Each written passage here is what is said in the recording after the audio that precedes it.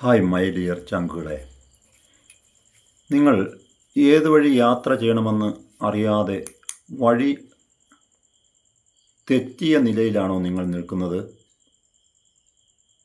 കഴിഞ്ഞ നാളുകളിൽ യാത്ര ചെയ്ത വഴി അത് ശരിയാണോ തെറ്റാണോ എന്നറിഞ്ഞുകൂടാതെ, ഇനി വലത്തോട്ടാണോ ഇടത്തോട്ടാണോ പോകേണ്ടതെന്ന് അറിഞ്ഞുകൂടാതെ കൺഫ്യൂഷൻ അടിച്ച അനുഭവത്തിലാണോ മുന്നോട്ട് പോകുന്നത്? എന്നെ കേൾക്കുന്ന വരുന്ന ആളുകളിൽ കേൾക്കുവാൻ സാധ്യതയുള്ള ആരെങ്കിലും അയ്യോ, ഞാൻ പോയ വഴിയെല്ലാം അടഞ്ഞു പോയല്ലോ, ഏതാണ് നേരായ പാത, ഏതാണ് സത്യവഴി എന്നറിയാതെ വ്യാകുലപ്പെടുന്ന ആരെങ്കിലും എന്നെ കേൾക്കുന്നുണ്ടെങ്കിൽ, ഞാനൊരു സഹോദരനെ പോലെ, കൂട്ടു സഹോദരനെ പോലെ, ഒരു പക്ഷേ ഒരു കൂട്ടു സഹോദരൻ പോലും ഉപേക്ഷിച്ച അനുഭവത്തിലായിരിക്കാം നിങ്ങൾ ഈ വീഡിയോ കാണുന്നത്. ദൈവം എന്ത് ചിന്തയാണ് തരുന്നത്, ആ ചിന്ത മാത്രം പറയുവാൻ ഞാൻ ആഗ്രഹിക്കുകയും പ്രാർത്ഥിക്കുകയും ചെയ്യുന്നു. അപ്പോൾ തന്നെ ഞാൻ പറയട്ടെ, ലോകത്തിൻ്റെ വഴി വിശാലമായിട്ട് കിടക്കുകയാണ്. അതിൽ വഴി പോകുന്നവർ അധികമാകുന്നു. എന്നാൽ സത്യത്തിങ്കിലേക്ക്, ന്യായത്തിലേക്ക്, നീതിയിലേക്ക്, ആ നിത്യ സ്വർഗത്തിലേക്ക്, ആ പർദീസിലേക്ക് യാത്ര ചെയ്യുന്നവർ ചുരുക്കമത്രേ. പാപത്തിലേക്ക് പോകാൻ ആർക്ക് വേണോ എങ്ങനെ വേണോ പോകാൻ സാധിക്കും. എന്നാൽ ക്രിസ്തീയ ജീവിതം പത്യജീവിതമാണ്. ക്രിസ്തുവിനെ അറിഞ്ഞിട്ടില്ലാത്ത വ്യക്തിയാണോ ഇത് കേൾക്കുന്നത്? നിങ്ങൾ ഒരു സത്യാന്വേഷണയായി കർത്താവിനെ അറിയുവാൻ താല്പര്യപ്പെടുന്നെങ്കിൽ അതിനുള്ള മാർഗങ്ങൾ ഉണ്ട്. ഇതുവരെയും നിങ്ങൾ ക്രിസ്തുവിനെക്കുറിച്ച് അറിഞ്ഞിട്ടില്ല, കേട്ടിട്ടില്ലെന്ന് പറയാൻ കഴിയത്തില്ല. ഇല്ലെങ്കിൽ ഇതാ കേട്ടുള്ളൂ. ഒരു ഇംഗ്ലീഷ് അക്ഷരം വൈ അറിയാത്ത ആരുമില്ല. അല്ല, ഒരു റോഡ് നേരെ പോയിട്ട് രണ്ട് ഭാഗങ്ങളിലേക്ക് പോകുന്ന ഒരു അനുഭവത്തിലെത്തിയിട്ട് വലത്തോട്ടാണോ ഇടത്തോട്ടാണോ, വലത് ഭാഗത്തിലേക്ക് തിരിഞ്ഞടക്കുന്ന റോഡാണോ ഇടത് ഭാഗത്തേക്ക് തിരിഞ്ഞടക്കുന്ന റോഡ് വഴിയാണ് പോകേണ്ടതെന്ന് അറിഞ്ഞുകൂടാതെ പോകുന്ന വ്യക്തി അല്പദൂരം പോകുമ്പോൾ എന്ത് സംഭവിക്കുന്നു? പാപത്തിൻ്റെ വഴികൾ അവിടെ തുറന്നിടക്കുന്നു. പക്ഷേ ലക്ഷ്യബോധമുള്ള ഒരു വ്യക്തി വഴിയോര കാഴ്ചകളിൽ മയങ്ങിപ്പോകത്തില്ല.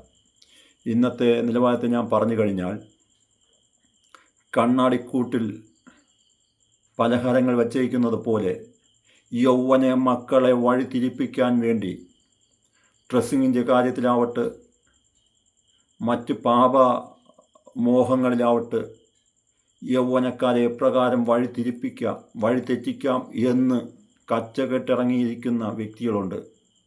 അങ്ങനെ കച്ചകെട്ടിയ ആരെങ്കിലും ഇത് കേൾക്കുന്നുണ്ടെങ്കിൽ എന്നോട് വിരോധം തോന്നണ്ട. നിങ്ങളുടെ കുഞ്ഞുങ്ങളെയും വഴിതെറ്റിക്കാൻ മറ്റുള്ളവർ തുനിയാതിരിക്കേണ്ടതിന് നിങ്ങൾ ആദ്യം നേരായ പാതയിലേക്ക് യാത്ര തിരിക്കുക. നിങ്ങൾ പോകുന്ന പാത ശരിയല്ല, തെറ്റായ പാതയിലേക്കാണ് പോയിക്കൊണ്ടിരിക്കുന്നത്. ഒന്ന് മനം തിരിഞ്ഞ് മടങ്ങി വരൂ. മടങ്ങി വന്ന് അതാ നേരായ പാത. നമുക്ക് കാൽവരി ക്രൂശിൽ അവസാനത്തുള്ളി രക്തം വരെയും ഊറ്റിത്തന്ന കർത്താവ് പറഞ്ഞ്, വഴിയും സത്യവും ജീവനും ഞാനാകുന്നു. യേശുവേ നന്ദി, യേശുവേ സ്തോത്രം. അവനിൽ കൂടി അല്ലാതെ രക്ഷ നേടുവാൻ സാധ്യമല്ല. നിങ്ങളുടെ ഉറപ്പിനായി ഞാൻ ഒരു വേദഭാഗ്യം വായിച്ചുകൊള്ളട്ടെ.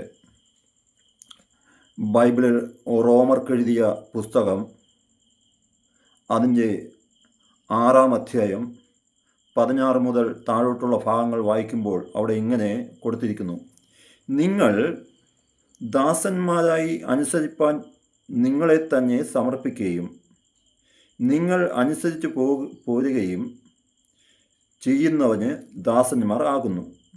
നിങ്ങൾ ആരെയാണ് അനുസരിച്ച് പോകുന്നത് അവർക്ക് ദാസന്മാർ ആകുന്നു. അത് താഴോട്ട് വായിക്കുമ്പോൾ അവിടെ എന്ത് പറയുന്നു? നിങ്ങൾ കഴിഞ്ഞ നാളുകളിൽ ആരെയാണ് അനുസരിച്ച് പോകുന്നത് അവർക്ക് നിങ്ങൾ ദാസന്മാരായിരുന്നു എന്ന് നിങ്ങൾ അറിയുന്നില്ലയോ? ഒന്നുകിൽ മരണത്തിനായി പാപത്തിൻ്റെ ദാസന്മാർ. പാപത്തിൻ്റെ വഴിയെ പോയിക്കൊണ്ടിരിക്കുന്ന വ്യക്തി ജീവിതമേ, മടങ്ങി വരൂ. മരണത്തിനായി, നിത്യമരണത്തിനായി തന്നെ നീ ഈ പാപ വഴിയെ മുന്നോട്ട് പോവുകയാണെന്ന് ഓർക്കുക. ഒന്നുകിൽ മരണത്തിനായി പാപത്തിൻ്റെ ദാസന്മാർ ആകുന്നു എന്ന് അറിയുന്നില്ലയോ? ഒന്നുകിൽ മരണത്തിനായി പാപത്തിൻ്റെ ദാസന്മാർ, അല്ലെങ്കിൽ നീതിക്കായി അനുസരണത്തിൻ്റെ ദാസന്മാർ. നീതിക്കായി അനുസരണത്തിൻ്റെ ദാസന്മാർ, അനുസരണത്തിൻ്റെ ദാസന്മാരായി ക്രിസ്തയേശു എന്താണോ നമ്മളോട് കൽപ്പിച്ചത് ആ കാര്യങ്ങൾ അനുസരിച്ചുകൊണ്ട് ആ നിത്യത നോക്കി, ആ മാർഗം നോക്കി, ആ കാൽപ്പാടുകൾ, കർത്താവ് എങ്ങനെയാണ് യാത്ര ചെയ്തെന്നുള്ള ആ കാൽപ്പാടുകൾ പിന്തുടരുന്നതായി തീരേണ്ടതുണ്ട്. അടുത്ത് ഇവിടെ പറഞ്ഞിരിക്കുന്നു, എന്നാൽ നിങ്ങൾ പാപത്തിൻ്റെ ദാസന്മാർ ആയിരുന്നുവെങ്കിലും, ഒരു കാലത്ത് നാം എല്ലാവരും പാപത്തിൻ്റെ ദാസന്മാർ ആയിരുന്നു എങ്കിലും നിങ്ങളെ പഠിപ്പിച്ച ഉപദേശ രൂപത്തെ ഹൃദയപൂർവം അനുസരിച്ച് പാപത്തിൽ നിന്ന് സ്വാതന്ത്ര്യം ലഭിച്ചു. നീതിക്ക് ദാസന്മാരായി തീർന്നിരിക്കൊണ്ട് ദൈവത്തിന് സ്തോത്രം. നിങ്ങൾ ഒരു കാലത്ത് പാപത്തിൻ്റെ ദാസന്മാരായി നിങ്ങൾ അറിവില്ലാത്ത സമയത്ത് പാപത്തിൻ്റെ ദാസന്മാരായി ഒരുപക്ഷെ നിങ്ങൾ പോയിരിക്കാം. പക്ഷേ നീതിയുടെ പാത അറിഞ്ഞതിന് ശേഷം നിങ്ങൾ ഒരിക്കലും എന്ത് ചെയ്യാൻ പാടില്ല? നീതികേടിലേക്ക് തിരിയുവാൻ പാടില്ല. പലപ്പോഴും നാം ഒരിടവും എത്താതിരിക്കുന്നതിൻ്റെ യഥാർത്ഥ കാരണം എന്തെന്ന് ചോദിച്ചു കഴിഞ്ഞാൽ, സത്യം അറിഞ്ഞിട്ട് സത്യം നിങ്ങളെ സ്വതന്ത്രമാക്കിയതിന് ശേഷവും പല കെണികളിലും കുരുക്കളിലും വീണുപോയിരിക്കുന്ന അനുഭവങ്ങളുണ്ട്. നിങ്ങൾ തന്നെ ആ കെണിയിലും കുരുക്കിലും നിന്ന് രക്ഷ നേടണമെന്ന് ആഗ്രഹിച്ചെങ്കിലും വേടൻ്റെ കയ്യിൽ അല്ല വേടൻ്റെ വലയിൽ മാൻപേട കുരുങ്ങിക്കിടക്കുന്നത് പോലെ, അല്ലെങ്കിൽ പഞ്ഞിക്കെട്ട് മലയോര പ്രദേശങ്ങളിൽ മലവെള്ളപ്പാച്ചൽ വരുമ്പോൾ അതുവഴി കോഴി, ആട്, പശു എന്നുവേണ്ട എല്ലാ കാര്യങ്ങളും ഇങ്ങനെ ഒലിച്ചു വരുന്നത് കാണാം. അപ്പോൾ നീന്തലറിയാവുന്ന കുഞ്ഞുങ്ങൾ മുതൽ പ്രായത്തിലുള്ളവർ വരെ അതിനെയൊക്കെ പിടിച്ചെടുക്കുവാൻ പോകും. പക്ഷേ ഈ സമയത്ത് പഞ്ഞിക്കെട്ടാണെന്ന് ഉദ്ദേശിച്ച് കയറി പിടിച്ചത് എന്തായിപ്പോയി? കരടിയായിപ്പോയി. കരടി ഇവൻ വിടുവാൻ ശ്രമിച്ചെങ്കിലും ഇവനെയും കൊണ്ടുപോവുകയാണ്. അപ്പോൾ പാപമാവുന്ന സ്വഭാവത്തിൻ്റെ പിടിയിൽ നമ്മൾ അകപ്പെട്ട് കഴിഞ്ഞാൽ മരണത്തിലേക്കാണ് പോകുന്നത്. എന്ത് ചെയ്യുക? പാപത്തിൻ്റെ ദാസന്മാരായി തീരാതെ ആ നിത്യജീവനായി, ജീവൻ്റെ ദാസന്മാരായി, ദൈവത്തിൻ്റെ ദാസന്മാരായി, ദൈവത്തിൻ്റെ പുത്രന്മാരായി, രാജകീയ പുരോഹിത വർഗമായി തീരേണ്ടത് ആവശ്യമാണ്. ക്രിസ്തീയ ജീവിതം പഥ്യമാണ്. അത് ചിലപ്പോൾ കഷ്ടതയും പട്ടിണിയും നഗ്നതയും വാളും ഉപദ്രവവും എല്ലാം ഉണ്ടായിരിക്കാം. പക്ഷേ ആ ഒരു തീച്ചൂളയുടെ അനുഭവത്തിൽ കൂടി പോയാലും ക്രിസ്തുവിൻ്റെ വരവിൽ, രണ്ടാം വരവിൽ ആ നിത്യത കരസ്ഥമാക്കുവാൻ സാധിക്കും. ഇവിടെ സുഖിച്ച് പുളകിതമായി പാപത്തിൻ്റെ വഴിയെ യാത്ര ചെയ്യുന്ന വ്യക്തിയെ നിൻ്റെ അവസാനം എന്തായി തീരുമെന്ന് നീ ചിന്തിച്ചിട്ടുണ്ടോ? ചാകാത്ത പുഴുവും കെടാത്ത തീയുമുള്ള ആ നിത്യ നരകം തന്നെയായിരിക്കും. ഞാനായാലും നീയായാലും ഞാനായാലും നിങ്ങളായാലും ആ ഒരു അനുഭവത്തിൽ യാത്ര ചെയ്ത് കഴിഞ്ഞാൽ, കഴിഞ്ഞ നിമിഷം വരെയും നാം എപ്രകാരമായിരുന്നു എന്നതല്ല, ഈ നിമിഷം കൊണ്ട് എപ്രകാരം ജീവിപ്പാൻ നമ്മൾ ആഗ്രഹിക്കുന്നു എന്നാണ് നമ്മൾ ചിന്തിക്കേണ്ടത്.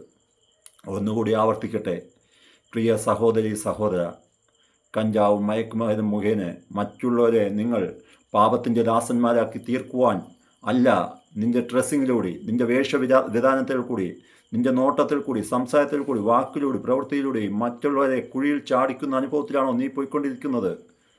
നീ മരണം മറ്റുള്ളവർക്ക്, നിനക്ക് മാത്രമല്ല മറ്റുള്ളവർക്കും കൂടി മരണം വിളിച്ചു വരുത്തുന്ന അനുഭവത്തിലേക്ക്, നിത്യനാശത്തിലേക്ക് പോയിക്കൊണ്ടിരിക്കുകയാണെന്ന് സുബോധത്തോടുകൂടി ചിന്തിച്ചു മടങ്ങി വരൂ. നാളുകളിൽ നമുക്ക് നന്മ ചെയ്യാം. നമുക്കൊരുമിച്ച് ഐക്യതയോടെ, പണ്ട് മണി ചെയിൻ എന്നൊരു പദ്ധതി ഉണ്ടായിരുന്നു. അത് പലപ്പോഴും പൊളിഞ്ഞു. അത് പൊളിഞ്ഞോളട്ടെ, കുഴപ്പമില്ല. പല മണി ചെയിൻ ഇന്നും നടക്കുന്നുണ്ട്. അത് പൊളിയോ അത് അവരുടെ കാര്യം, അത് നന്നായിട്ട് തന്നെ മുന്നോട്ട് പോട്ടെ. പക്ഷേ നമ്മൾ ഓരോരുത്തരും നന്നായതിനു ശേഷം നമ്മളാലാവോളം മറ്റുള്ളവരെ രക്ഷയിലേക്ക്, മദ്യത്തിൻ്റെയും മയക്കുമരുന്നിൻ്റെയും വ്യഭിചാരത്തിൻ്റെയും പാപ സ്വഭാവങ്ങളിൽ നിന്നും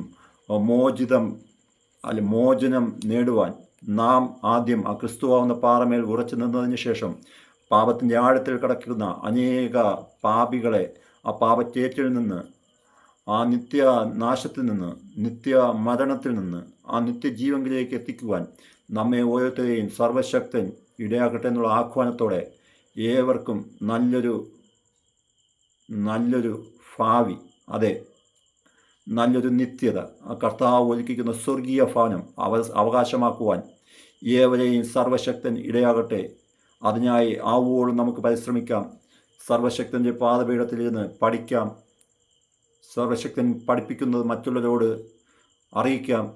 അത് അനേക ആയുധങ്ങൾക്ക് ഗുണമായി തീരട്ടെ. നമ്മുടെ ഒരു വാക്കുപോലും മറ്റൊരു വ്യക്തിയെ മുറിവേൽപ്പിക്കുന്നതായി തീരുവാനല്ല, മുറിവേറ്റി കിടക്കുന്നവരെ മുറിവ് കെട്ടുന്ന ആ ക്രിസ്തുവിൻ്റെ സ്വഭാവം നമ്മളുടെ കൂടി പകരപ്പെടുവാൻ ഇടയാകട്ടെ എന്നുള്ള ആഗ്രഹത്തോടെ പ്രാർത്ഥനയോടെ God bless you my dear all thanks.